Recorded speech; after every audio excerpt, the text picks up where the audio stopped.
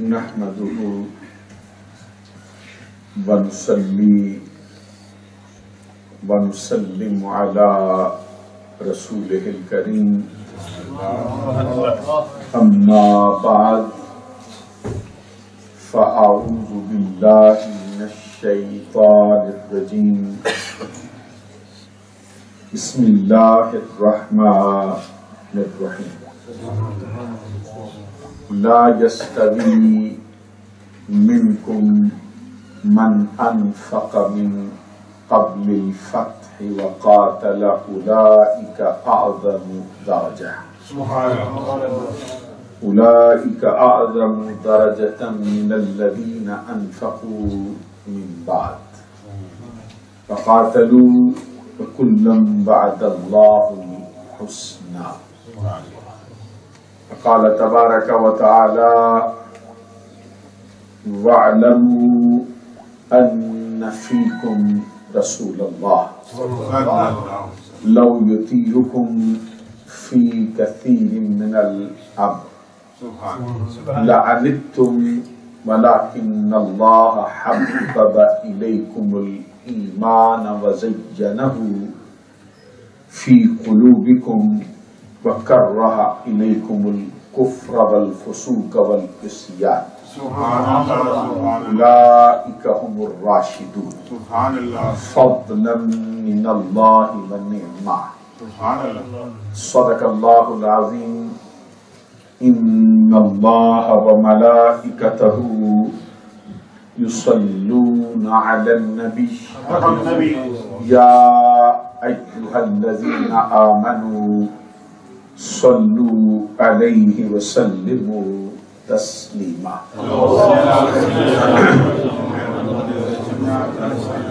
الصلاة والسلام عليك يا رسول الله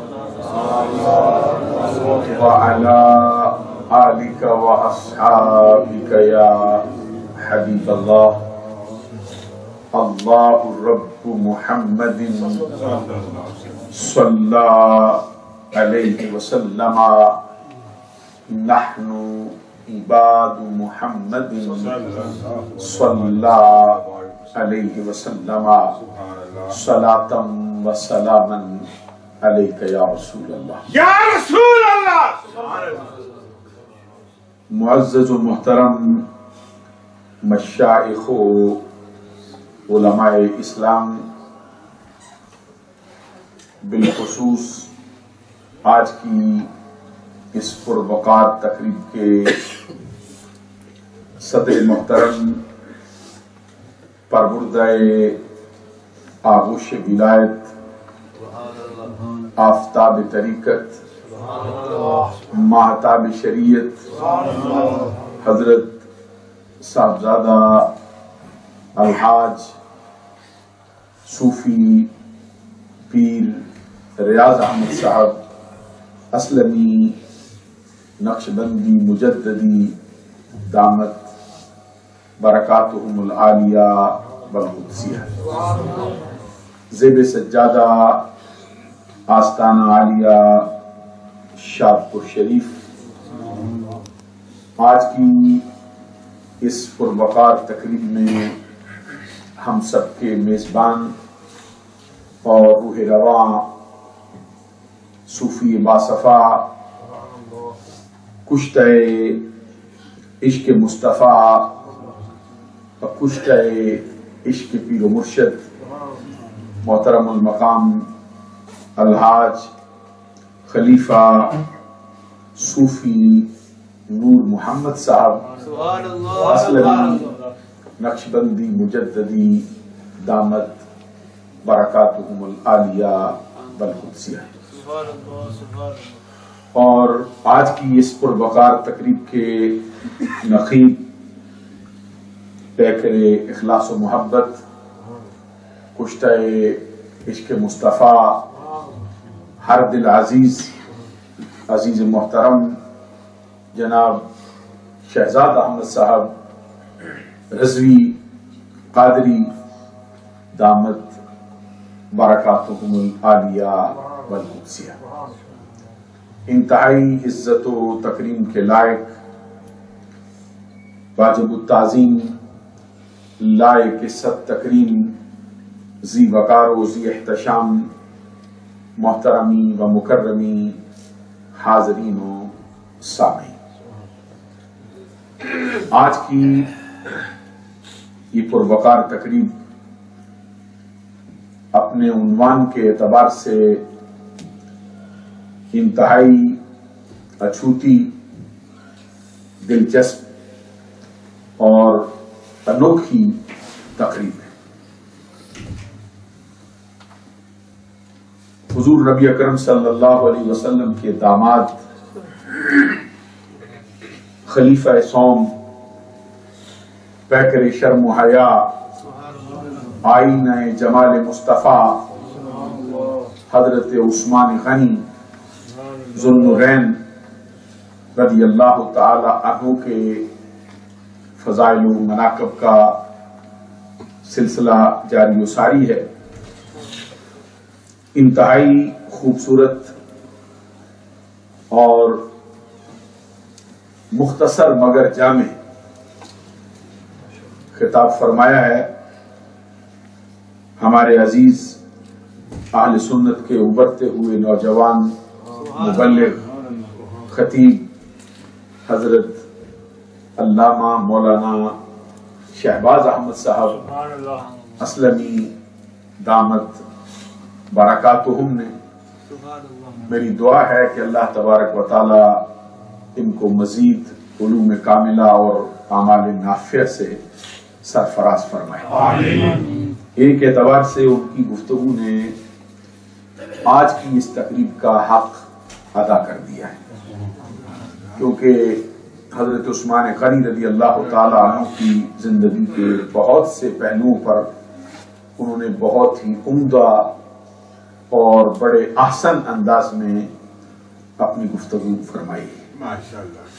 آپ کے والد مکرم کو اور ان کے پیر و مرشد کو میں مبارکباد پیش کرتا ہوں کہ انہوں نے اس نوجوان کو جس مقصد کے لیے پالا ہے، اللہ رب العزت کے فضل و کرم سے یہ اس مقصد کو پورا کریں۔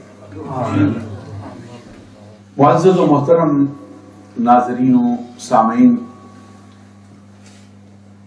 حضرت عثمان غنی رضی اللہ تعالی عنہ حضور نبی اکرم صلی اللہ علیہ وسلم کے وہ صحابی جن کو بعض ایسی خصوصیات حاصل ہیں جو صرف امت محمدیہ ہی نہیں بلکہ اللہ کی ساری مخلوق میں کسی اور کو حاصل نہیں۔ حضرت عثمان غنی رضی اللہ تعالی عنہ اگرچہ قبیلہ بنو امیہ سے تعلق رکھتے ہیں، 5ویں پشت پر ان کا سلسلہ نسب حضور نبی اکرم صلی اللہ علیہ وسلم سے جا کے مل جاتا ہے، جس طرح کہ ابھی آپ سماعت کر رہے تھے کہ آپ کے والد کا اسم گرامی عفان ہے، ان کے والد کا نام عبد شمس ہے، ان کے والد کا نام امیہ ہے، اور ان کے والد کا نام عبد شمس اور وہ عبد مناف کے بیٹے ہیں۔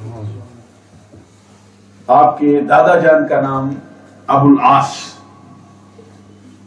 عفان بن ابو العاص بن امیہ بن عبد شمس بن عبد مناف۔ عبد مناف حضور نبی اکرم صلی اللہ علیہ وسلم کے دادا کے دادا کا اسم گرامی، یعنی 5ویں پشت پر حضرت عثمان غنی رضی اللہ تعالیٰ عنہ کا سلسلہ نسب آقا کونین صلی اللہ علیہ وسلم سے جا کے مل جاتا ہے۔ والدہ کی طرف سے آپ کی نانی جان جن کا اسم گرامی ام حکیم البیضاء ہے، یہ وہ خاتون ہیں جو نبی اکرم صلی اللہ علیہ وسلم کی پھوپھی جان ہے، اور حضرت عبداللہ حضور نبی اکرم صلی اللہ علیہ وسلم کے والد مکرم اور حضرت عثمان غنی رضی اللہ تعالی عنہ کی نانی، یہ ایک ہی ماں کے پیٹ سے ایک ہی وقت میں اکٹھے پیدا ہوئے۔ ام حکیم البیضاء یہ حضرت عبداللہ رضی اللہ تعالی عنہ کے ساتھ اس دنیا میں جلوہ فرما ہوئی۔ آپ کی بیٹی ہیں جن کا اسم گرامی ہے اردی بنت کریس، ان کے لخت جگر حضرت عثمان غنی رضی اللہ تعالی عنہ۔ اس سے آپ اندازہ لگا سکتے ہیں کہ والدہ کی طرف سے آپ کو آقا کونین صلی اللہ علیہ وسلم کے ساتھ کتنا قریب کا تعلق ہے۔ ظاہری شکل و صورت کے اعتبار سے حضرت عثمان غنی رضی اللہ تعالیٰ عنہ کا چہرہ زیبا سرکار دو جہاں صلی اللہ علیہ وسلم سے بہت زیادہ مشابہ تھا، یہاں تک کہ آپ نے اپنی بیٹی حضرت ام کلثوم رضی اللہ تعالیٰ عنہ کا جب نکاح حضرت عثمان غنی رضی اللہ تعالیٰ عنہ سے فرمایا، نکاح سے پہلے اپنی بیٹی سے فرمایا، تیرے والد کی شکل کے دو بندے رب ذوالجلال نے دنیا میں پیدا فرمائے۔ آپ کی لخت جگر نے پوچھا وہ کون کون سے ہیں؟ حضور نبی اکرم صلی اللہ علیہ وسلم نے فرمایا ان میں سے ایک میرے جد اعلیٰ حضرت ابراہیم خلیل اللہ علیہ السلام ہے اور ایک میرا داماد عثمان غنی رضی اللہ۔ ظاہری شکل و صورت کے اعتبار سے بھی آقا کونین صلی اللہ علیہ وسلم سے بہت زیادہ ان کی مشابہت تھی اور ان کی جسم کی نفاست کا یہ حال تھا۔ حضرت عثمان غنی رضی اللہ تعالی عنہ کے جسم سے جب پسینہ نکلتا تھا، جس مقام پہ آپ بیٹھتے تھے وہ پورا ماحول خوشبو سے معطر ہو جاتا تھا، جتنا پسینہ نکلتا جاتا تھا اتنی گلاب کی محفل ہوتی چلی جاتی۔ حضرت عثمان غنی رضی اللہ تعالیٰ عنہ کو اللہ رب العزت نے یہ شرف و اعزاز بھی بخشا ہے۔ آقا کونین صلی اللہ علیہ وسلم کی دو بیٹیاں یکے بعد دیگرے آپ کے نکاح میں آئی۔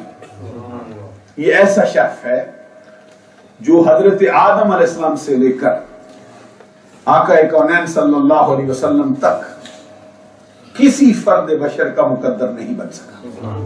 کسی شخص کو یہ شرف و اعزاز حاصل نہیں کہ اس کے نکاح میں کسی نبی کی دو بیٹیاں آئی۔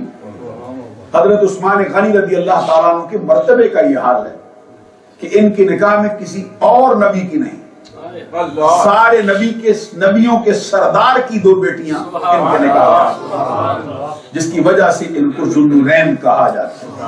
اور اعلیٰ حضرت امام احمد رضا رحمۃ اللہ علیہ نے بھی اس پر کلام کرتے ہوئے فرمایا ہے، نور کی سرکار سے پایا دوشالہ نور کا، نور کی سرکار سے پایا دوشالہ نور کا، ہو مبارک ذوالنورین تجھ کو جوڑا نور۔ اور اسی سے پھر آگے کہا ہے، تیری نسل پاک میں ہے بچہ بچہ نور کا، تو ہے عین نور تیرا سب گرانا نور۔ اور اسی سے پھر چہرہ مصطفیٰ کی بات کرتے ہوئے اعلیٰ حضرت فرماتے ہیں، کاف گیسو ہا دہن یا ابرو آنکھیں عین صاد، کاف ہا یا عین صاد، ان کا ہے چہرہ نور کا، شمع دل مشکات تن سینہ زجاجہ نور کا، تیری صورت کے لیے آیا ہے سورج۔ حضرت عثمان غنی رضی اللہ تعالیٰ عنہ کو یہ شرف و اعزاز حاصل ہے کہ آپ کو آپ کے نکاح میں آقا کونین صلی اللہ علیہ وسلم کی دو بیٹیاں یکے بعد دیگرے جلوہ فرما ہوئی۔ اسی وجہ سے آپ کو ذوالنورین کہتے ہیں۔ ذوالنورین کا مطلب کیا ہوتا ہے؟ دو نوروں والا۔ اور لطف کی بات یہ ہے کہ جو برملا طور پر آقا کونین صلی اللہ علیہ وسلم کی نورانیت کا انکار کر رہے ہیں، وہ بھی عثمان غنی کو ذوالنورین کہتے ہیں۔ خود آقا کونین صلی اللہ علیہ وسلم کے نور کے قائل نہیں، عثمان غنی رضی اللہ تعالیٰ عنہ کو ذوالنورین کہتے ہیں، دو نوروں والا۔ ہم نے پوچھا بھئی کیوں دو نوروں والے ہو گئے، کیا مطلب ہے؟ کہتے اس لیے دو نوروں والے ہیں کہ سرکار کی دو بیٹیاں ان کے نکاح میں آئی. ہم نے کہا جس کے نکاح میں دو بیٹیاں آئیں اس کو دو نوروں والا بنا دیں. تو جو خود نور کا منبع ہے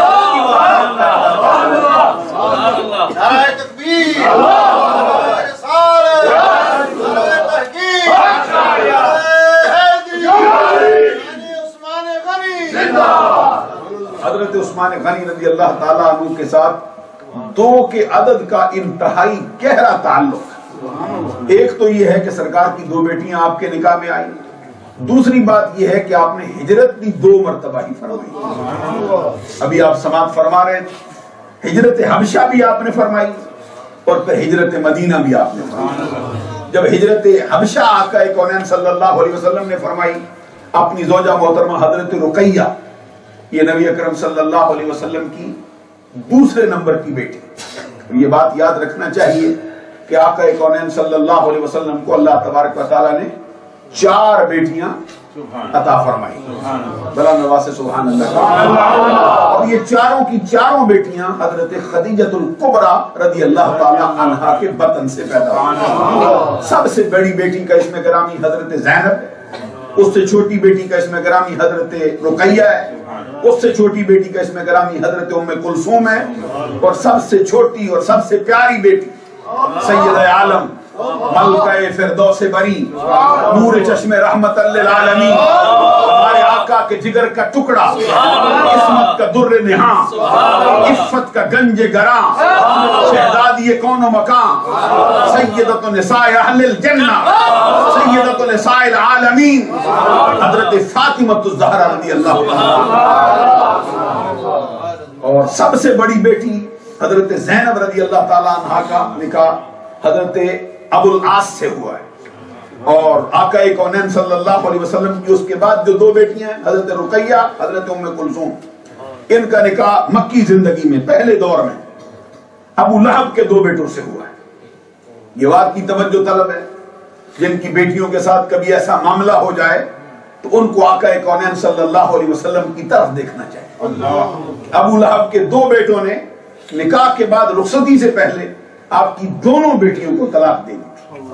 حضور نبی اکرم صلی اللہ علیہ وسلم کی 2 بیٹیاں جن کو طلاق ہوئی عثمان غنی کا مقدر چمکا دیا. اور حضرت فاطمہ الزہرا رضی اللہ تعالیٰ عنہ کا نکاح جو ہے وہ حضرت علی المرتضی پھر خدا رضی اللہ تعالیٰ عنہ سے ہوا ہے.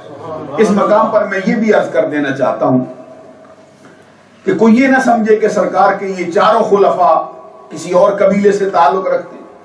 یہ چاروں خلفاء آقا کونین کے اپنے قبیلے سے ہی تعلق رکھتے. جس قبیلے پر خاندان قریش پر خود آقا کونین صلی اللہ علیہ وسلم کو ناز ہے جس میں سرکار خود فرماتے اللہ تبارک و تعالیٰ نے قبیلہ قریش کو 7 خوبیاں ایسی عطا فرمائی جو نہ اس سے پہلے کسی کو ملی نہ اس کے بعد کسی کو مل سکتی. ان میں سے ایک یہ ہے کہ رب ذوالجلال نے مجھے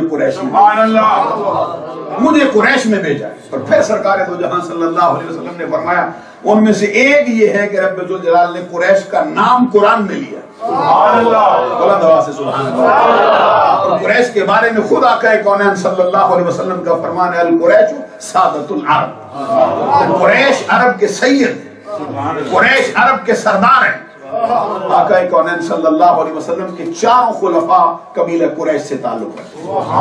حضرت صدیق اکبر رضی اللہ تعالیٰ عنہ قریش، حضرت فاروق اعظم رضی اللہ تعالیٰ عنہ قریش، حضرت عثمان غنی بھی قریشی، حضرت علی شیر خدا بھی قریشی، خود آقا کونین بھی قریشی. قبیلہ قریش کی آگے شاخیں ہیں. حضرت صدیق اکبر رضی اللہ تعالیٰ عنہ قبیلہ قریش کی بڑی مشہور و معروف شاخ ہے جس کا نام ہے بنو تیم. بعد نے اس کو بنو تمیم بھی پڑھ دیا لیکن بنو تمیم قبیلہ قریش کا قبیلہ نہیں. بنو تیم سے تعلق ہے. حضرت فاروق اعظم رضی اللہ تعالیٰ عنہ کا تعلق بنو عدی سے ہے. حضرت عثمان غنی رضی اللہ تعالیٰ عنہ کا تعلق بنو امیہ سے ہے. اور حضور مولا علی شیر خدا رضی اللہ تعالیٰ عنہ کا تعلق اسی شاخ سے ہے جو ہمارے آقا محمد عربی کی اپنی شاخ. یہ قبیلہ بنو ہاشم سے تعلق ہے. اس لیے 4 خلفاء نبی اکرم صلی اللہ علیہ وسلم کے اپنے خاندان کے. اور حضور نبی اکرم صلی اللہ علیہ وسلم کے اس عنوان سے بہت سے جو ہے فرمودات عالیہ. جب حضرت عثمان غنی رضی اللہ تعالیٰ عنہ نے قبیلہ حضرت عثمان غنی رضی اللہ تعالیٰ عنہ نے جب ہجرت فرمائی حبشہ کی طرف اپنی زوجہ محترمہ حضرت رقیہ کے ساتھ، اس وقت نبی اکرم صلی اللہ علیہ وسلم نے فرمایا حضرت لوط علیہ السلام کے بعد عثمان سب سے پہلا بندہ ہے جس نے اپنی زوجہ محترمہ کے ساتھ اکٹھے مل کر ہجرت فرمائی۔ حضرت رقیہ رضی اللہ تعالیٰ عنہ کا وصال جو ہے وہ 2 ہجری کو ہوا، اس وقت جب یہ فتح پہلا مارکہ جو مارکہ اسلام ہے، یہ بدر کا مارکہ ہوا ہے، جس دن بدر کی خوشخبری سنانے والا مدینہ میں داخل ہوا، اسی روز حضرت رقیہ رضی اللہ تعالیٰ عنہ جو ہیں ان کی تدفین ہوئی۔ حضرت رقیہ رضی اللہ تعالیٰ عنہ کے بعد نبی اکرم صلی اللہ علیہ وسلم نے پھر اپنی دوسری بیٹی حضرت ام کلثوم ان کے نکاح میں عطا فرمائی۔ حضرت رقیہ کے بطن سے ایک بیٹا بھی پیدا ہوا جن کا اسم گرامی عبداللہ رکھا گیا، اور 6 سال کی عمر میں ان کا انتقال ہوا، اور پھر حضرت ام کلثوم رضی اللہ تعالیٰ عنہ کے بطن سے آپ کو کوئی اولاد عطا نہیں ہوئی۔ 9 ہجری میں ان کا بھی وصال ہو گیا۔ جب ان کا وصال ہو گیا حضرت عثمان غنی روتے تھے، کیونکہ آقا کونین صلی اللہ علیہ وسلم کا فرمان ہے قیامت کے دن سارے رشتے ناتے ختم ہو جائیں گے لیکن میرے رشتے ناتے قائم نہیں۔ حضرت عثمان غنی رضی اللہ تعالیٰ عنہ روتے تھے اس دن۔ حضرت علی المرتضی شیر خدا اس کے راوی کہتے ہیں آقا کونین صلی اللہ علیہ وسلم نے حضرت عثمان غنی کو اس حال میں دیکھا تو فرمایا عثمان اگر مجھے رب نے 40 بیٹیاں دی ہوتی، اب آپ اندازہ لگاؤ کہ آقا کونین صلی اللہ علیہ وسلم کے دل کی محبت کا حال عثمان غنی کے لیے کیا ہے، حضور نبی اکرم صلی اللہ علیہ وسلم کا پیار کیسا ہے، شفقت کیسی۔ فرماتے اگر رب نے مجھے 40 بیٹیاں دی ہوتی، وہ باری باری ساری انتقال کرتی جاتی، ایک کے بعد دوسری میں تیرے نکاح میں یہاں تک کہ 40 بیٹیاں تیرے نکاح میں۔ حضرت عثمان غنی رضی اللہ تعالیٰ عنہ کو یہ شرف و اعزاز آقا کونین صلی اللہ علیہ وسلم کی طرف سے بخشا گیا ہے۔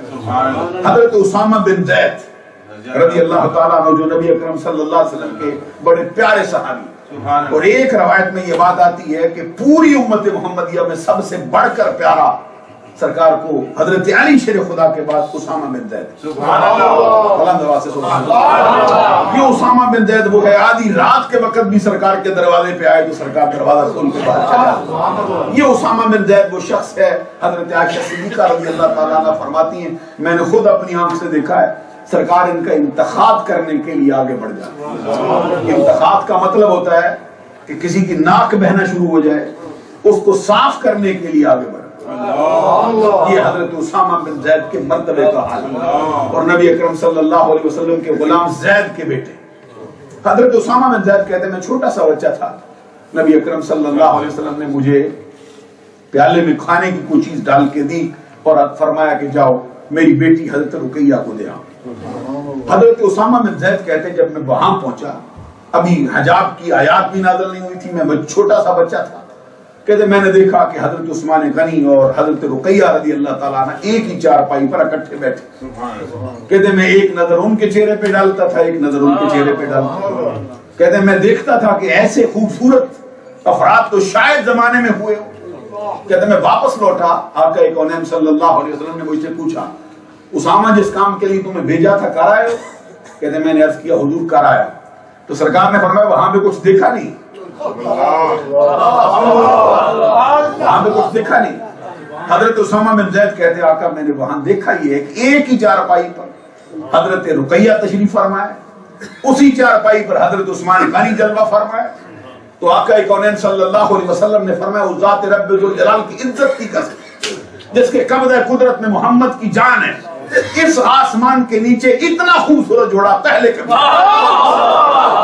جوڑا جمع نہیں ہوا، آسمان میں اس طرح کا جوڑا پہلے نہیں دیکھا۔ حضرت عثمان غنی رضی اللہ تعالیٰ عنہ کی خوبصورتی کا یہ حال، اور حضرت عثمان غنی رضی اللہ تعالیٰ عنہ زمانہ جاہلیت میں ان کی دوستی جس ہستی کے ساتھ ہے، پروانہ چراغ مصطفیٰ، یار غار مصطفیٰ، یار مزار مصطفیٰ، مزاج شناسہ نبوت، منبع جود و سخا، مرکز مہر و وفا، پیکر صدق و صفا، محور تسلیم و رضا، حضرت ابو بکر صدیق رضی اللہ عنہ۔ زمانہ جاہلیت کے اندر بھی ان کی دوستی انہی کے ساتھ، اور ہمارے اعلیٰ حضرت امام-e-Ahle Sunnat امام محمد رضا رحمۃ اللہ علیہ نے فتاوی رضویہ میں یہ بات لکھی، فرماتے ہیں آقا کونین صلی اللہ علیہ وسلم کے صحابہ میں سے 2 ہستیاں ایسی گزری ہیں جن کو رب ذوالجلال نے جاہلیت کے دور میں، بعثت سے بھی پہلے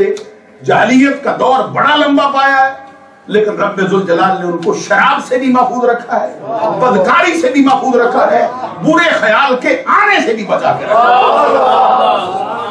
2 ہستیاں ایسی گزری، پوچھا گیا وہ کون کون سی ہیں، تو سرکار دو جہاں صلی اللہ علیہ وسلم نے فرمایا ایک میرا یار غار ابو بکر صدیق، اور ایک پیکر شرم و حیا آئینہ جمال مصطفیٰ عثمان غنی رضی اللہ عنہ۔ زمانہ جاہلیت کے اندر بھی رب ذوالجلال نے شراب سے بھی بچا کے رکھا ہے، بدکاری سے بھی بچا کے رکھا ہے، برے خیالات سے بھی بچا کے رکھا ہے۔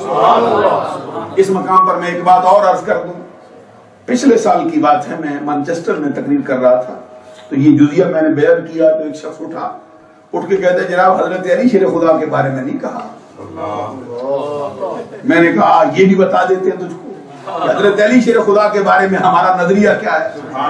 میں نے کہا ہماری تقریر میں یہ بات ہوئی ہے کہ جاہلیت کا دور آیا ہے، ان ہستیوں پر ان کو اللہ تبارک و تعالیٰ نے، اللہ کا ان پہ اتنا کرم تھا کہ ان کو ہر آلودگی سے پاک رکھا ہے، شیطانی معاملات سے بچا کے رکھا ہے۔ شراب جو پانی سے بھی زیادہ ارزانی اور پانی سے بھی زیادہ فراوانی کے ساتھ استعمال ہوتی تھی، رب نے اس سے بھی بچایا ہے، برے خیالات سے بھی بچایا ہے، شیطانی معاملات کے اندر آلودہ ہونے سے بھی بچا کے رکھا ہے۔ لیکن ہمارا نظریہ یہ نہیں کہ علی پہ بھی کبھی جاہلیت کا دور آیا ہو، شاید میں سمجھا نہیں سکا کہ علی شیر خدا رضی اللہ تعالیٰ عنہ تو وہ ہیں جن کے بارے میں اعلیٰ حضرت کہتے ہیں کہ انہوں نے آنکھ کھولی چہرہ مصطفیٰ سے، وہ سنبھالا مصطفیٰ کی گود پائی، باتیں سنی مصطفیٰ کی، عادتیں سیکھی مصطفیٰ کی۔ ارے ابھی تو وہ بالغ بھی نہیں ہوئے تھے کہ وہ آقا کونین کا کلمہ پڑھ کے تکبیر، نعرہ رسالت، نعرہ تحقیق، نعرہ حیدری۔ اس لیے ہم کہتے ہیں حضرت علی شیر خدا رضی اللہ تعالیٰ عنہ وہ ہستی ہیں جن پر جاہلیت کا دور آیا ہی نہیں، انہوں نے آنکھ کھولتے ہی چہرہ مصطفیٰ دیکھ لیا تھا، شعور کی منزل میں قدم رکھتے ہی محمد عربی کی تربیت میں داخل ہو گئے۔ عزیزان گرامی قدر، حضرت عثمان غنی رضی اللہ تعالیٰ عنہ کو یہ شرف و اعزاز بھی حاصل ہے کہ آپ 5ویں نمبر پر اسلام قبول کرنے والے شخص، حضرت زید بن حارثہ، حضرت علی المرتضی شیر خدا اور حضرت صدیق اکبر رضی اللہ تعالیٰ عنہ، 3 مردوں میں سے اور عورتوں میں سے حضرت خدیجہ الکبریٰ رضی اللہ تعالیٰ عنہ، اور 5ویں نمبر پر جو اسلام لایا ہے وہ عثمان غنی رضی اللہ عنہ۔ اور عثمان غنی رضی اللہ تعالیٰ عنہ کے اسلام کے قبول کرنے کا سبب کون بنا ہے؟ ان کے یار حضرت صدیق اکبر رضی اللہ تعالیٰ اور حضرت عثمان غنی رضی اللہ تعالیٰ عنہ کے بارے میں اگرچہ یہ بات بہت تفصیل سے کتابوں میں آئی نہیں، لیکن عثمان غنی نے بھی حضرت صدیق اکبر رضی اللہ تعالیٰ عنہ سے کسی موقع پر آقا کونین صلی اللہ علیہ وسلم کی نبوت اور رسالت کے بارے میں کسی معجزے کی طلب کا معاملہ نہیں پیش کیا کہ مجھے معجزہ دکھاؤ، میں کچھ دیکھنا چاہتا ہوں۔ صدیق اکبر نے جیسے اسلام ان کے سامنے رکھا، حضرت عثمان غنی رضی اللہ تعالیٰ عنہ نے فرمایا جو دین تیرا ہے میں اسی کو کروں۔ آقا کونین صلی اللہ علیہ وسلم کی غلامی میں حاضر ہو کر کلمہ پڑھ دیا تھا عثمان غنی، اور حضرت عثمان غنی رضی اللہ تعالیٰ عنہ مسلسل پھر سرکار کے ساتھ ہی رہے۔ آقا کونین صلی اللہ علیہ وسلم کی ذات پر آپ نے اپنی زندگی کی ہر شے قربان کرنا۔ حضرت عثمان غنی رضی اللہ تعالیٰ عنہ کا جو وفا تھا، آپ کی جو آقا کونین صلی اللہ علیہ وسلم کے ساتھ وفا شعاری تھی، اس میں بے مثل تھے۔ آقا کونین کے عشق و محبت میں بے مثل تھے، آقا کونین پہ اپنا پیسہ خرچ کرنے میں بے مثل تھے، اپنا ثانی نہیں رکھتے تھے اس میدان میں، اور آقا کونین کے اعتماد کا یہ حال تھا کہ 1400 صحابہ میں سے جس پر انتخاب فرمایا تھا وہ عثمان غنی رضی اللہ، جس کو اپنا نمائندہ بنایا تھا، جس کو اپنا سفیر مقرر کیا تھا سرکار حضور نبی اکرم صلی اللہ علیہ وسلم کی ذات اقدس کے ساتھ عثمان غنی رضی اللہ تعالیٰ عنہ کو جو پیار تھا، آئی اس کی چند ایک چل کے ملاحظہ فرمائے۔ حضرت عثمان غنی رضی اللہ تعالیٰ عنہ جو سرکار کے جس انداز کے ساتھ غلام ہو گئے تھے، اس کا حال ملاحظہ فرمائی۔ حضور نبی اکرم صلی اللہ علیہ وسلم نے جنگ تبوک کے موقع پر جو اعلان فرمایا من جہز جیش العسرہ فلہ الجنہ، جو جنگ تبوک کے لیے سامان مہیا کرے میرے رب نے اس کے لیے جنت کے دروازے کھولے۔ یہ وہی جنگ ہے جس کے اندر حضرت فاروق اعظم رضی اللہ تعالیٰ عنہ نے اپنا آدھا مال پیش کیا۔ یہ وہی جنگ ہے جس کے اندر حضرت صدیق اکبر نے اپنا پورا گھر پیش کیا۔ یا ابا بکر، سرکار نے اس وقت پوچھا تھا ابو بکر بتا گھر والوں کے لیے کیا چھوڑا ہے؟ اس کے جواب میں صدیق اکبر نے عرض کیا تھا اب قیت لہم اللہ و رسولہ، اگر دنیا کی ساری متاع تو تیرے قدموں پہ نشاور کرتا ہوں، رہ گیا گھر اور گھر والے ان کے لیے اللہ چھوڑا ہے اس کا رسول۔ یہی جنگ ہے جس کے اندر حضرت عبد الرحمن بن عوف نے 4000 درہم یا 4000 دینار پیش کیے۔ ہر صحابی مال لایا تھا، لیکن آقا کونین صلی اللہ علیہ وسلم کے منادی حضرت بلال حبشی رضی اللہ تعالیٰ عنہ بار بار اٹھتے تھے، لوگوں کو ابھارتے تھے، ترغیب دلاتے تھے۔ اور یہ ترغیب دلانا جیسے آج کل بھی آپ دیکھتے یہ کوئی برا مسئلہ نہیں۔ ان الدال علی الخیر کفائلہ، آقا کونین صلی اللہ علیہ وسلم کا فرمان ہے نیکی کی طرف رغبت دلانے والا بھی نیکی کرنے والے کی مانند ہوتا ہے۔ ان الدال علی الشر کفائلہ، بے شک برائی کی طرف رغبت دلانے والا بھی برائی کرنے والے کی مانند ہوتا ہے۔ حضرت بلال حبشی کی آواز بار بار فضا میں گونجتی اور اٹھ کے کہتے تھے مسلمانوں، گلشن اسلام کی شادابی کے لیے تمہارے خون کی اشد ضرورت ہے، تمہارے مال کی اشد ضرورت ہے۔ مدینے کی ارجمند مائیں اپنے جوان شہزادوں کا نذرانہ بارگاہ مصطفیٰ میں پیش کریں۔ مدینے کے اور آقا کونین کے غلاموں میں جو مالدار ہے وہ اپنا مال پیش کرے۔ ہر کسی نے اپنا مال پیش کیا۔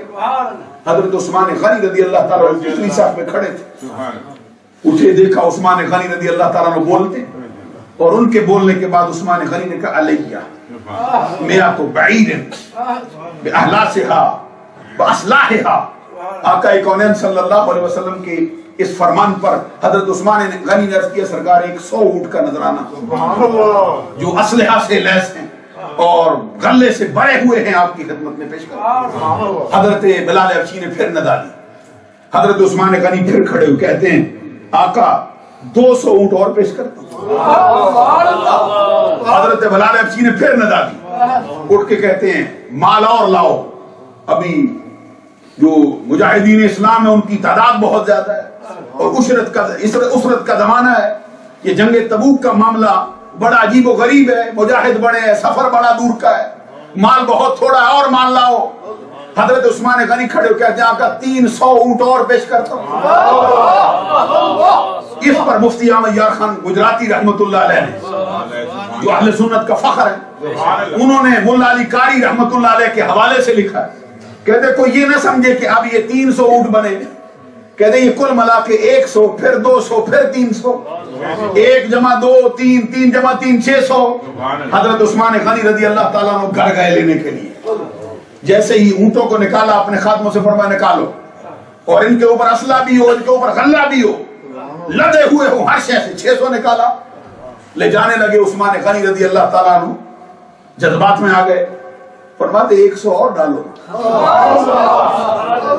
دل نہیں چاہتا کہ مصطفیٰ کے دروازے پر اتنے تھوڑے لے کے جاؤں۔ 700 اونٹ ہو گئے، لے جانے لگے، فرمایا ابھی تھوڑے ہیں، 100 اور ڈالو۔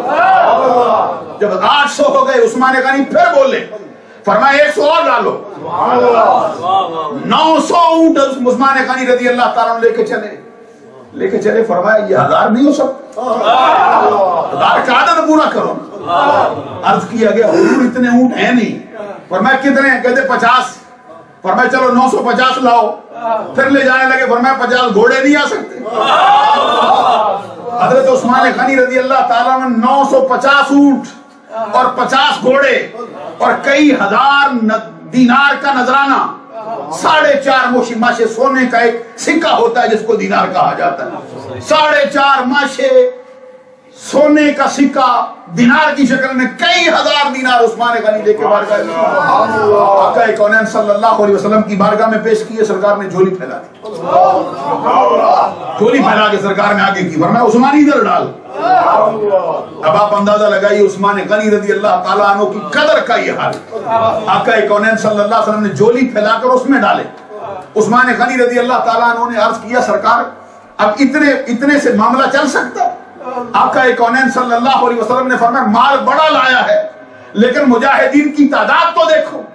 آقا کونین صلی اللہ علیہ وسلم نے جب یہ فرمایا عثمان غنی بولے, کہتے آقا جتنے مجاہد باقی رہ گئے ان سب کے لیے سواریوں کا سامان بھی دیتا ہوں, ان کے لیے تیر بھی دیتا ہوں, ان کے لیے ترکش بھی دیتا ہوں, ان کے لیے نیزے بھی دیتا ہوں, ان کے لیے تلواریں بھی دیتا ہوں, ان کے آنے جانے کا خرچہ بھی دیتا ہوں. اگر جنگ 3 ماہ تک لمبی ہو جائے ان کے گھر والوں کا خرچہ بھی یہ سب کچھ اپنی مٹی سے دیتا ہوں, اگر تو کہے تو حاشیہ لٹانے کے لیے. ایسی حالت میں آقا کونین صلی اللہ علیہ وسلم نے اپنے درہم و دینار اپنے جھولی میں ڈالے تھے اور آقا کونین ان کو اپنے ہاتھوں میں الٹتے پلٹتے تھے, کبھی اس ہاتھ میں کبھی اس ہاتھ میں. اسی دوران آقا کونین صلی اللہ علیہ وسلم کی نگاہ اقدس آسمانوں کی جانب اٹھ گئی اور سرکار نے رب ذوالجلال کی بارگاہ میں عرض کی, مولا قیامت کا دن ہو, تو جس سے حساب لینا چاہے تیری مرضی, تو آدم سے لینا چاہے تیری مرضی, نوح سے لینا چاہے تیری مرضی, ابراہیم سے لینا چاہے تیری مرضی, حضرت موسیٰ سے لینا چاہے تیری مرضی, حضرت عیسیٰ سے لینا چاہے تیری مرضی, مجھ محمد سے لینا چاہے تیری مرضی, میرے یار ابو بکر سے لینا چاہے تیری مرضی, میری بیٹی فاطمہ سے لینا چاہے تیری مرضی. رہ گیا عثمان, اللہم لا تسأل عن عثمان بعد هذا اليوم, مولا تجھے محمد کی عزت کی قسم آج کے بعد میرے عثمان سے کسی بات کا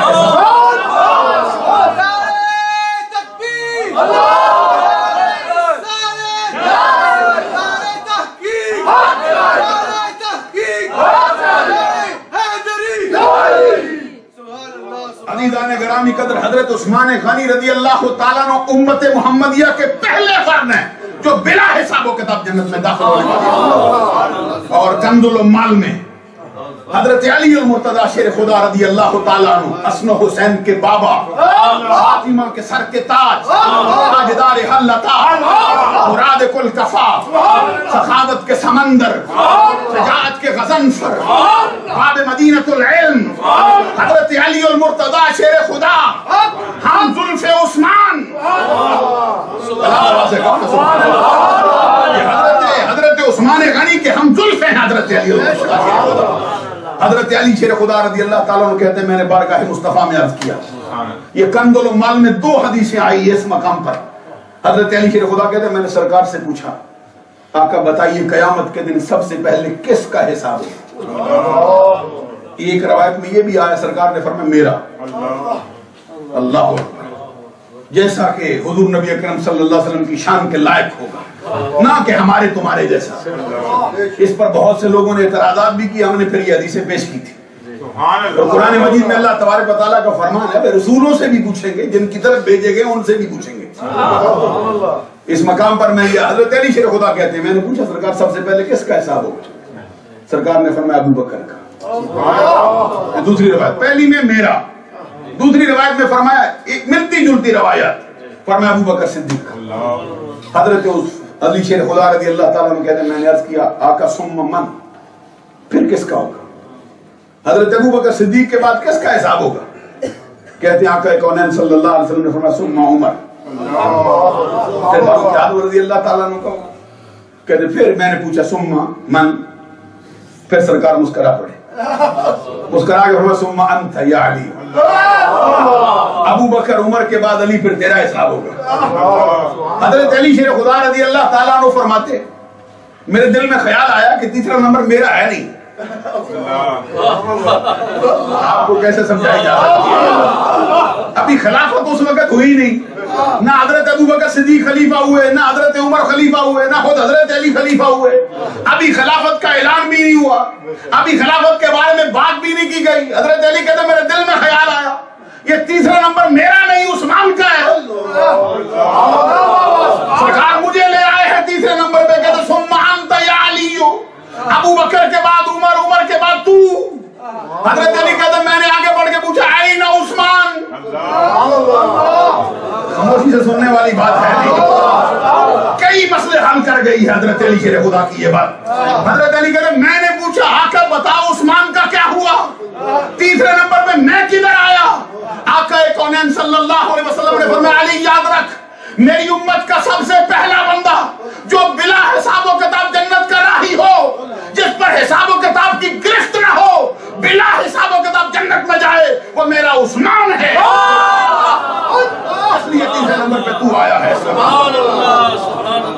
حضرت علی شیر خدا رضی اللہ تعالیٰ عنہ کہتے سرکار ایسا کیوں ہوا ہے؟ ایسا کیوں ہوا ہے؟ آقا کونین صلی اللہ علیہ وسلم نے فرمایا اس لیے کہ میں نے دعا کی ہے، میں نے دعا کی ہے مولا بلا حساب و کتاب جانے دے. حضرت علی کہتے سرکار اوروں کے لیے نہیں کی، عثمان غنی کے لیے کی ہے. آقا کونین صلی اللہ علیہ وسلم فرماتے اس لیے کہ عثمان حیادار بندہ ہے، حیادار بندہ ہے. اور میں کہتا تھا کہیں قیامت کے دن حساب و کتاب میں بھی شرما نہ جائے، شرما نہ جائے. آپ علامہ شہباز صاحب سے سنتے تھے حضرت عائشہ صدیقہ رضی اللہ تعالیٰ عنہ کہتی بیٹھے تھے سرکار اور آقا کونین کی پنڈلی مبارک سے کپڑا ہٹا ہوا تھا، پنڈلی سے کپڑا ہٹا تھا یا ران سے ہٹا تھا. کہتے حضرت صدیق اکبر نے دروازے پہ دستک دی، سرکار دو جہاں صلی اللہ علیہ وسلم نے اجازت دی، اسی طرح بیٹھے رہے. پھر حضرت فاروق اعظم نے دستک دی، اسی طرح بیٹھے رہے. پھر دستک ہوئی، پوچھا اب کون ہے؟ پہلے ابو بکر صدیق آیا ہے، مرتبہ اونچا ہے. پھر فاروق اعظم آئے، مرتبہ اونچا ہے. پھر کون آیا؟ سرکار نے پوچھا کون ہے؟ کہتے عثمان. اجازت نہیں دی سرکار نے. آقا کونین صلی اللہ علیہ وسلم اٹھ کے بیٹھے، اپنا کپڑا درست کیا ہے. پھر فرمایا آ جاؤ. پھر راز و نیاز کی باتیں ہوئی ہیں. جب یہ ہستیاں تشریف لے گئیں حضرت عائشہ صدیقہ کہتی میں بارگاہ مصطفیٰ میں حاضر ہوئی. میں نے عرض کیا کہ سب سے پہلے میرے والد محترم آئے تھے، حضرت ابو بکر صدیق ہے. فلم تختش ولم تبالے، آپ نے کوئی حرکت نہیں کی، آپ اٹھے نہیں، آپ نے کپڑا درست نہیں کیا. حضرت فاروق اعظم بھی آئے، فلم تختش ولم تبالے، نہ آپ نے حرکت کی ہے، نہ کپڑا درست کیا ہے، نہ ان کو روکا ہے، نہ کوئی اپنے آپ کو اس طرح آزادانہ بیٹھنے کی بجائے کسی اور طرح بٹھایا ہے. پھر عثمان غنی آئے، فجلست فسویت ثیابہ، آقا آپ خود اٹھ کے بیٹھ گئے. پھر آپ نے اپنا کپڑا درست کیا ہے. اس کی وجہ کیا ہے؟ ابو بکر آئے اسی طرح بیٹھتے ہو، عمر آئے اسی طرح بیٹھتے ہو، عثمان غنی آئے اٹھ کے بیٹھ جاتے ہو، کپڑے درست کر کے پھر اجازت دیتے ہو. اس پر آقا کونین صلی اللہ علیہ وسلم نے فرمایا عائشہ بتا تو صحیح اس بندے سے میں حیا نہ کروں؟ لا استحیی من رجل تستحیی الملائکہ، اس عثمان غنی سے میں حیا نہ کروں جس عثمان غنی سے فرشتے بھی حیا کرتے. یہ عثمان غنی رضی اللہ تعالیٰ عنہ کے حیا کا یاد معلوم ہوا کہ عثمان غنی اس مقام پر اپنی حیا کے میدان میں فرشتوں کے لیے بھی رش کی صورت رکھ رہا ہے. آقا کونین صلی اللہ علیہ وسلم نے فرمایا فرشتے بھی عثمان سے حیا کرتے ہیں. حضرت عثمان غنی رضی اللہ تعالیٰ عنہ کا عمل دیکھیے. آقا کونین صلی اللہ علیہ وسلم کی ذات اقدس کے لیے ایک ایک موقع پر عثمان غنی لٹ کے آئے، ایک ایک موقع پر اپنا پورا گھر بار لٹا دیا ہے. قرآن مجید کی کتنی آیات ان کی شان میں نازل ہوئی. حضرت امام احمد بن حنبل رضی اللہ تعالیٰ عنہ کہتے مجاہدین جو جنگ تبوک میں گئے تھے ان کی تعداد 30,000 سے لے کر 40,000 کے درمیان تھی. 40,000 سے کم کر کے 30,000 کے درمیان کوئی عدد تھا ان کا. اور جن سے جنگ لڑنے جا رہے تھے ان کی تعداد 1,00,000. حضرت امام احمد بن حنبل فرماتے ہیں بقیہ سارے لوگوں کا مال کام آیا، آدھے مجاہدین کے لیے سامان تیار ہوا، تو حضرت عثمان غنی اکیلے نے آدھے مجاہدین کا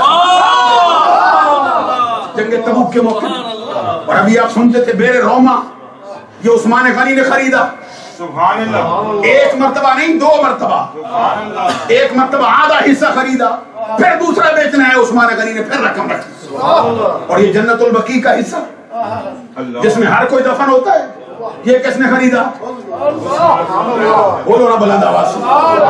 اسی جنت البقیع میں حضرت امام حسن مدفون ہے، اسی جنت البقیع میں سیدہ عالم فاطمہ الزہرا مدفون ہوئی ہے. خریدا کس نے؟ عثمان غنی نے خریدا. اور پھر حضرت علی شیر خدا سے پوچھو کہ جس وقت حضرت علی شیر خدا کے نکاح کا وقت تھا، نکاح کے وقت جو رقم مہر کی صورت میں حضرت فاطمہ الزہرا کو دی گئی وہ کس نے دی؟ یہ حضرت علی المرتضی شیر خدا رضی اللہ تعالیٰ عنہ کا اپنا بیان ہے. اور شیعوں کی کتابوں میں باقاعدہ طور پہ یہ بات لکھی. مشورہ دینے والوں میں 3 ہستیاں، صدیق اکبر 1، فاروق اعظم 2 اور سعد بن معاذ مدنی صحابی 2-3. کوئی سال دن بعد ہے جس کے آنے پہ سرکار خود کھڑے ہو گئے اور فرمایا تھا قوموا الی سیدکم، اپنے سردار کے لیے کھڑے ہو جاؤ، اس کا استقبال کرو۔ یہ تینوں ہستیاں جو ہیں حضرت علی شیر خدا کو تلاش کرنے کے لیے نکلی، اور حضرت علی شیر خدا اس وقت کسی باغ کے اندر مزدوری کرتے تھے، اور حضرت علی شیر خدا نے تینوں کو آتے دیکھا تو آپ نے اپنا کام کاج چھوڑ دیا، اپنی چادر زمین پہ بچھائی، ان کے استقبال کے لیے آگے بڑھے، اہلن و سہلن مرحبا، مبارک ہو، خوش آمدید ہو تجھ کو، چادر پہ بٹھایا۔ صدیق اکبر رضی اللہ تعالیٰ عنہ نے فرمایا علی تیرے پاس اس لیے آئے کہ آقا کونین صلی اللہ علیہ وسلم کی چھوٹی بیٹی کا رشتہ بڑے بڑے لوگوں نے مانگا ہے، لیکن سرکار نے ہر موقع پہ کہا رب کے حکم کا انتظار ہے، ایک تو رہ گیا ہے جس نے نہیں مانگا، چل ہم تمہیں کہتے ہیں بارگاہ رسالت میں حضرت فاطمہ الزہرا کے رشتے کی بات کر۔ حضرت علی شیر خدا نے فرمایا خیال تو میرے دل میں بھی آتا ہے کئی مرتبہ، لیکن میں سوچتا ہوں وہ شہزادی کون و مکان ہے، وہ تو رسول اللہ کی بیٹی ہے، اور میرے پاس تو کوئی اس طرح کا سائش کا سامان نہیں۔ صدیق اکبر نے فرمایا علی تو جانتا ہے وہ آقا نہیں جس کو امارت سے محبت، وہ تو غربت و افلاس والوں کو بھی پسند فرمایا کرتے، وہ دولتیں نہیں دیکھتے، وہ دل دیکھا کرتے۔ حضرت علی شیر خدا رضی اللہ تعالیٰ نے ان کے ساتھ چل کے آئے، کام کاج چھوڑا، جیسے مسجد نبی میں داخل ہونے کا وقت آیا تو بقیہ ہستیاں پیچھے رکی، اکیلے علی سے فرمایا یہاں تک آنا ہمارا کام تھا، آگے تم چلو۔ حضرت علی شیر خدا کہتے ہیں میں بارگاہ رسالت میں حاضر ہوا، بیٹھ گیا، بیٹھا رہا، بڑی دیر لوگ آتے رہے، گزارشات پیش کرتے، بات ہوتی، مکمل ہو جاتی۔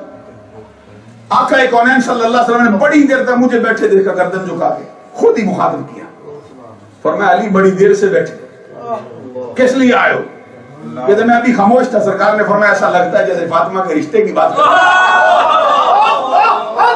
حضرت علی شیر خدا رضی اللہ تعالیٰ عنہ نے عرض کیا سرکار یہی بات لے کے آیا تھا لیکن جرأت نہیں کر سکا۔ سرکار دو جہاں صلی اللہ علیہ وسلم نے فرمایا رب کا حکم آ گیا ہے تیرے لیے، اور بعض روایات میں یہ بات بھی آئی ہے، سرکار کا فرمان ہے اگر علی پیدا نہ ہوتا روئے زمین پر میری فاطمہ کا کوئی کف نہ ہوتا۔ کیا مطلب ہے؟ میری فاطمہ کے ساتھ کوئی شادی کرنے کا حق نہ رکھتا تھا۔ علی شیر خدا رضی اللہ تعالیٰ عنہ کے مرتبے کا یاد، اس موقع پہ سرکار دو جہاں صلی اللہ علیہ وسلم نے فرمایا علی تیرے لیے رشتہ قبول کرتا ہوں، بول تیرے پاس کیا ہے؟ حضرت علی شیر خدا رضی اللہ تعالیٰ عنہ نے عرض کیا سرکار میرے پاس ایک تلوار ہے اور ایک زرہ ہے۔ سرکار نے فرمایا تلوار تو اپنے پاس رکھ اور زرہ کو بازار میں بیچا تاکہ کوئی حق مہر کا سلسلہ بھی ہو جائے۔ حضرت علی شیر خدا گئے بازار میں، اپنی ذرا کھڑی کی، آج دیکھو نا کوئی بڑی ہستی جائے بیچنے کے لیے کتنے لوگ آئیں گے خریدنے، کسی کا پیر کو چیز بیچنے چلا جائے، پینسل ہی اپنی بیچے، اپنا پین بیچے، کتنی قیمت ڈال دیتے۔ حضرت علی شیر خدا رضی اللہ تعالیٰ ذرا کھڑی کی، فرمایا کوئی ہے جو خریدے؟ بولیاں لگانے والے آگے آئے، کسی نے کہا 1 درہم، کسی نے کہا 2 درہم، کسی نے کہا 3 درہم، 4 پہ آ کے بولی ختم ہو گئی۔ حضرت علی شیر خدا رضی اللہ تعالیٰ عنہ 4 پر دینے کے لیے راضی ہو گئے، وہ لینے والا لینے لگا، یہ دینے لگے۔ حضرت عثمان غنی بھی یہ منظر دیکھ رہے ہیں، آگے بڑھ کے فرماتے علی یہ اس کی نظر ہے، ذرا عثمان کو بھی بولنے اور مجھے بھی بولنے دے کہ تیری ذرا کی قیمت کیا ہو۔ حضرت علی شیر خدا رضی اللہ تعالیٰ عنہ کی ذرا کی قیمت لگانے کے لیے اپنی ایک جیب میں ہاتھ ڈالا، جو کچھ نکلا باہر رکھ دیا، دوسری میں ڈالا، جو نکلا باہر رکھ دیا، جتنا مال تھا سارا رکھا، اور میں گنو کتنے ہو گئے 480۔ سبحان اللہ نہیں کہا، کہاں 4 کی بولی، کہاں 480 درہم، اور میں کہتا ہوں عثمان گھر سے خریدنے نہیں آیا تھا، یہ تو اتفاق ہو گیا، اگر عثمان گھر سے خریدنے آتا تو سب کچھ دیکھو۔ 480 درہم حضرت علی شیر خدا کو پیش کیے، زرہ اپنے سینے سے لگائی، حضرت علی شیر خدا درہم لے کے جانے لگے، یہ زرہ لے کے جانے لگے۔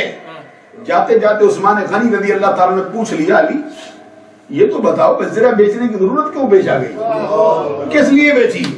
حضرت علی شیر خدا نے فرمایا عثمان تمہیں معلوم نہیں، آقا کونین نے اپنی بیٹی کے لیے میرا رشتہ منظور کیا، آقا کونین صلی اللہ علیہ وسلم کی بیٹی میرے نکاح میں آنے والی۔ حضرت عثمان غنی پلٹے فرمایا پیسے بھی تمہارے، زرہ بھی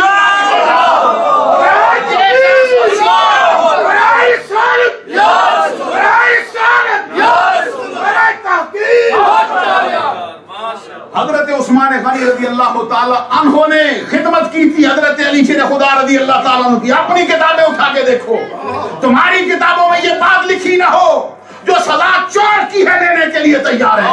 حضرت علی شیر خدا کی نظر میں اگر عثمان غنی اس قابل نہ ہوتا، حضرت علی ان کے دین کیوں قبول فرماتے اور پھر وہ فاطمہ الزہرا کا حق مہر کیوں کراتے؟ حضرت عثمان غنی رضی اللہ تعالیٰ عنہ کا نذرانہ تھا جو بارگاہ علی میں پیش کیا گیا 480 درہموں کی صورت میں۔ عزیزان گرامی قدر، ہم یہ عرض کرنا چاہتے ہیں جو مرتبہ عثمان کا اس دن تھا وہی مرتبہ عثمان کا انتقال کے وقت اور شہادت کے وقت۔ اور حضرت عثمان غنی رضی اللہ تعالیٰ عنہ خود فرماتے کہتے جب سے اسلام لایا ہوں مجھ پر ایک جمعۃ المبارک بھی ایسا خالی نہیں گزرا جس جمعۃ المبارک کو میں نے غلام آزاد نہ کیا۔ ہر جمعۃ المبارک پر میں نے غلام آزاد کیا، ہر جمعۃ المبارک پر میں نے غلام آزاد کیا۔ اور پھر ان کی خیرات کرنے کا، فیاضی کا، جود کا، ان کے سخا کا یہ حال تھا۔ آقا کونین صلی اللہ علیہ وسلم کی خدمت میں ایک شخص حاضر ہوا، اس نے آکر کیا سرکار مسافر ہوں، نہ کچھ کھانے کے لیے ہے نہ کچھ پینے کے لیے، کچھ مہربانی فرماؤ۔ آقا کونین صلی اللہ علیہ وسلم نے فرمایا جاؤ عثمان کے پاس۔ توجہ طلب ہے یہ بات۔ عثمان غنی رضی اللہ تعالیٰ کے دروازے پہ گیا۔ بعض روایات میں یہ بات آئی کہ عثمان غنی اپنے گھر میں اپنی زوجہ محترمہ سے جھگڑتے تھے۔ کس بات سے جھگڑتے تھے؟ اس بات سے کہ رات کو تو نے چراغ کے اندر جو بتی ڈالی موٹی ڈال دی ہے اور چراغ کے موٹی بتی ہونے کی وجہ سے تیل اس کا زیادہ جل گیا، فضول خرچی ہوئی۔ اب وہ سوچنے لگا کہ کس بندے کے بعد بھیج دیا سرکار، چراغ کی بتی کی وجہ سے جھگڑتا ہے، بھیجا سرکار نے تھا، واپس کیسے پلٹتا؟ دروازے پہ دستک دی، حضرت عثمان غنی باہر تشریف لائے، پوچھا کس لیے آئے ہو؟ اس نے عرض کیا حضور آقا کونین نے بھیجا ہے، میں غریب آدمی ہوں، کچھ مہربانی کرو۔ عثمان غنی اندر گئے، اندر سے 3 اشرفیوں کی تھیلیاں اٹھائیں، اس کی جھولی میں ڈال دی، جھولی میں ڈال کے دروازہ بند کر کے لوٹ۔ اب وہ لے جانے لگا، اس نے کہا دیکھو تو صحیح ہیں کتنی، گننا شروع کی، ہر تھیلی میں 1000 اشرفی، 3000 اشرفیاں اس کی جھولی میں ڈالی۔ اس کے دل میں خیال آیا پوچھو تو صحیح، اندر تو بتی کی وجہ سے جھگڑتے ہو کہ چراغ کے اندر تیل زیادہ جل گیا، زوجہ سے جھگڑتے ہو، اور مجھے تو 2 درہم بھی دے جاتے کام چل جاتا۔ فقیروں کا کام تو مانگنا ہوتا ہے، میرا کام تو آدھے درہم سے چل سکتا، مجھے 3000 اشرفیاں دے گئے ہو۔ ذرا عثمان سے پوچھوں تو صحیح کرتا کیا ہے؟ پھر دروازے میں دستک، عثمان غنی پھر تشریف لائے، پوچھا کیا ہے؟ کہتے ایک بات تو بتا جاؤ، اندر چراغ کی بتی سے جھگڑتے ہو اور مجھے اتنی اشرفیاں دے دی۔ عثمان غنی رضی اللہ تعالیٰ نے فرمایا ادھر معاملہ میری ذات کا تھا، اب یہ جو اشرفیوں کی تو بات کرتا یہ تجھے نہیں دی، اپنے مصطفیٰ کو دیکھا۔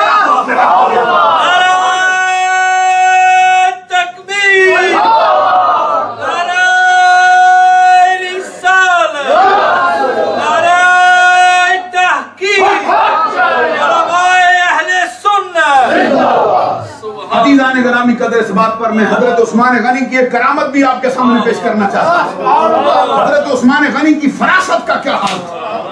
ایک شخص کہتے ہیں میں جمعۃ المبارک کے لیے مدینہ شہر کی گلی سے گزر رہا تھا، توجہ طلب ہے یہ بات، کہتے چلتے چلتے بغیر توجہ کیے میری نظر ایک خاتون پہ پڑ گئی، کہتے میں نے دوبارہ نظر نہیں ڈالی لیکن اس کے چہرے کی خوبصورتی اور اس کے خد و خال اور اس کے چہرے کے جو نقش و نگار تھے میرے دل میں مرکب ہو گئے۔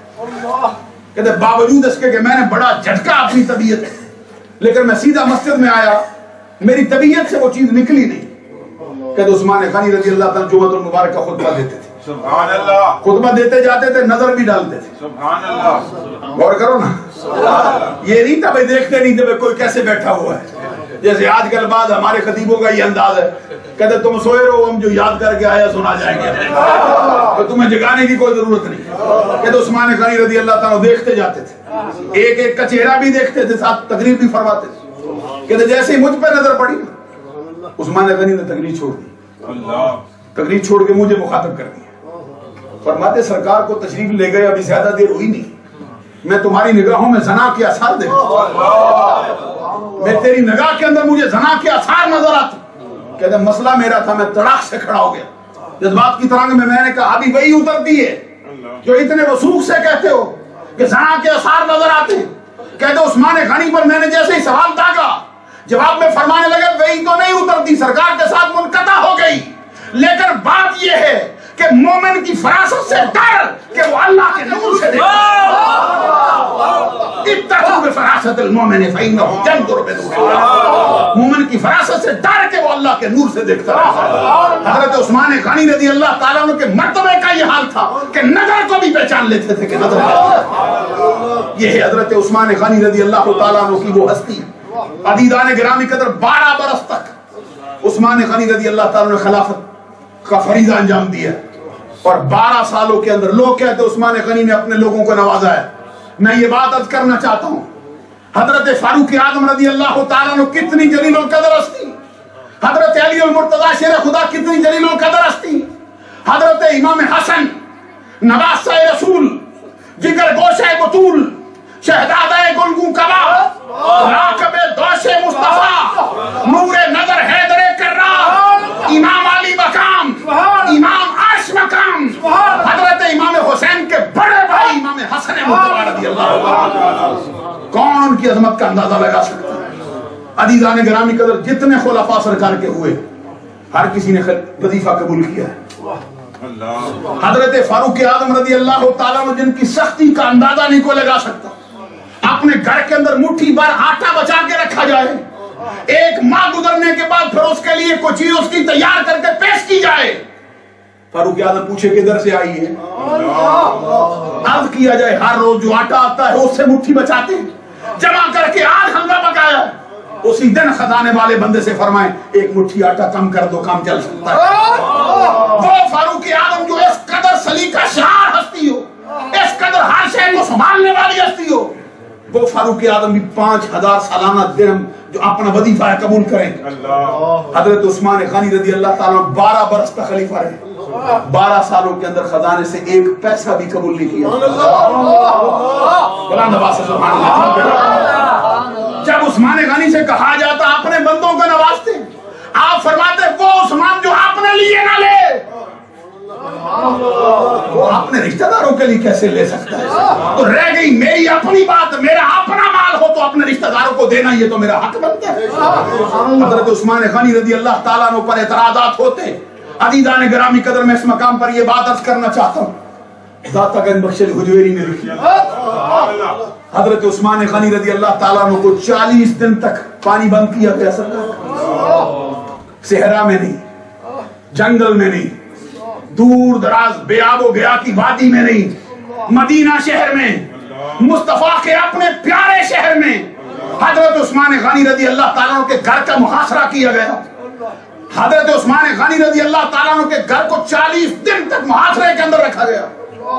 بڑے بڑے لوگوں نے آپ سے استدعا کی، ہمیں اجازت دو تلوار اٹھائیں ان کے مقابلے میں، آپ کے غلام آئے سامنے، اسلحہ سے لیس ہو کر آئے، ہمیں اجازت دو ان کے ساتھ مر جائیں گے اور مار دیں گے۔ حضرت عثمان غنی رضی اللہ تعالیٰ عنہ ہر کسی سے فرماتے میں اپنی ذات کی وجہ سے مدینے کی سرزمین کو رنگین نہیں کرنا، مسلمانوں کا خون بہتا ہوا دیکھنا نہیں چاہتا۔ یہاں تک کہ حضرت امیر معاویہ نے بھی آپ کی خدمت میں عرض کیا یا خود ہمارے پاس چلے آؤ یا ہمیں آنے کی اجازت دے دو، یا پھر کہا کہ مدینہ چھوڑ کر مکہ چلے آؤ۔ حضرت عثمان غنی کہتے میں جیتے جی مصطفیٰ کا شہر چھوڑ نہیں سکتا، تو کہتے پھر ہمیں اجازت دو، فرمایا نہیں، اپنی ذات کی وجہ سے کسی مسلمان کا خون بہ جائے، مصطفیٰ کا شہر جو ہے اس خون سے نہا جائے، یہ عثمان غنی کو پسند نہیں۔ اور جب آپ کے جو 18-20 حبشی نسل غلام تھے وہ آئے آپ کے سامنے، اجازت دو ان کو بگائیں گے، حضرت عثمان غنی رضی اللہ تعالیٰ اسی موقع پہ فرمایا جو میرا ہے اس کو آزادی ہے، جاؤ میں تمہیں آزاد کرتا ہوں، لوٹ جاؤ۔ بڑے بڑوں نے کہا پھر خلافت چھوڑو۔ حضرت عثمان غنی رضی اللہ تعالیٰ فرمایا سرکار نے فرمایا تھا رب تجھے قمیض پہنائے گا، اور ایک وقت تجھ سے آئے گا کہ قمیض لوگ تم سے چھیننا چاہیں گے، میں تمہیں کہتا ہوں وہ قمیض اتارنی نہیں، قمیض کسی کو چھیننے نہیں دینی۔ عثمان غنی کہتا ہے میں اس کی تعبیر خلافت سے کرتا ہوں، یہ قمیض خلافت کی صورت میں مجھے دیا گیا ہے، اب میں اس کو جیتے جی اتار نہیں سکتا کہ مصطفیٰ کا فرمان ہے۔ عزیزان گرامی قدر حضرت عثمان غنی رضی اللہ تعالیٰ عنہ نے اس وقت شہادت کا مرتبہ قبول کیا، لیکن اپنے ان کے لیے خون بہانا اپنی ذات کے لیے برداشت نہیں کیا۔ داتا گنج بخش حجویری اس مقام پہ کشف المحجوب میں کہتے اس وقت حضرت ابراہیم علیہ السلام کے مظہر بنے تھے، ابراہیم علیہ السلام کا مدر بنا تھا عثمان غنی، اس لیے کہ ابراہیم علیہ السلام کو جب چیخا میں ڈالا جاتا تھا، منجنیق کے اندر رکھ کر ان کو پھینکا جانے لگا، جبرائیل امین آئے، ہوا کے فرشتے، پہاڑ کے فرشتے، بارش کے فرشتے آئے اور آ کے کہا ابراہیم اجازت دو، یہ آگ ابھی بسم کر دیتے ہیں، یہ آگ اٹھا کے دریا میں پھینک دیتے ہیں، ابھی بارش کا نزول ہو جاتا ہے۔